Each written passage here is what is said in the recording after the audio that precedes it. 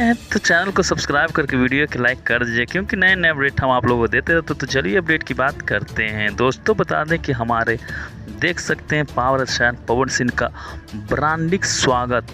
तो देख सकते हैं कि लोगों का जो स्वागत करने का उनका जो स्टार है पवन सिंह का, देख सकते हैं ब्रांडिंग स्टार के साथ इनका स्वागत हो रहा है।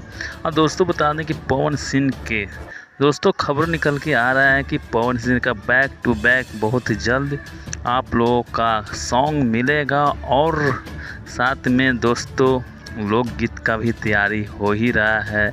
ऐसा कुछ खबरें निकल के आ रहा है दोस्तों, और बोलबम का भी गीत तो आ ही रहा है। और दोस्तों बता दें कि हमारे पवन सिंह का देख ही सकते हैं एक अलग स्टाइल, एक अलग औहदे का गाना होता है, और काफ़ी दोस्तों इस वक्त व्यस्त लग रहे हैं पवन सिंह। तो क्या है राय, आप लोग कमेंट्स करके ज़रूर बताइएगा। वीडियो में नए हैं तो चैनल को एक बार फिर से सब्सक्राइब जरूर कर लिए। मिलते हैं नेक्स्ट वीडियो में दोस्तों।